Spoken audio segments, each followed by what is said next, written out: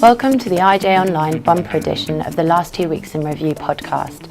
I'm Latin America reporter Rosie Fitzmaurice, and I'll be bringing you a roundup of the week's best read news stories from IJ News and a rundown of the best of the rest from across the site in the last 2 weeks.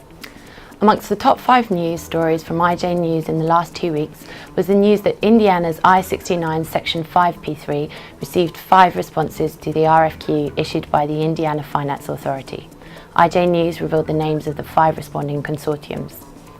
At 4, IJ News reported that more project bonds were planned from the European Investment Bank's Project Bond Initiative following the close of the Castor underground gas storage project in Spain. At 3, IJ News revealed that KPMG had promoted 1 partner and 3 directors to its transport and infrastructure advisory practices. Ed Thomas was promoted to partner, and Susan Day, Dominic Holt and Jonathan Turton were promoted to director. At 2 came the news that Abertis and the Spanish state airport operator had agreed to sell 3 airports and their airport management business in the United States. And the most read story from IJ News over the past 2 weeks was the exclusive news that bonds had been priced for a UK student accommodation deal led by Monoliner Assured Guarantee, bringing the transaction to financial close.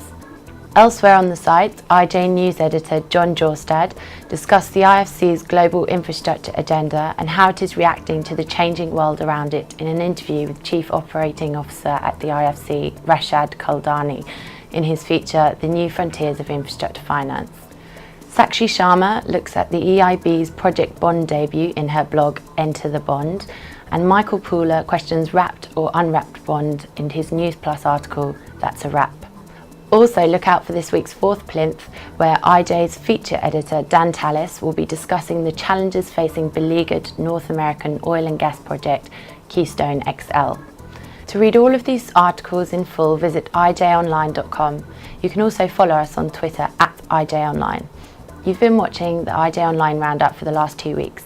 Thanks for watching.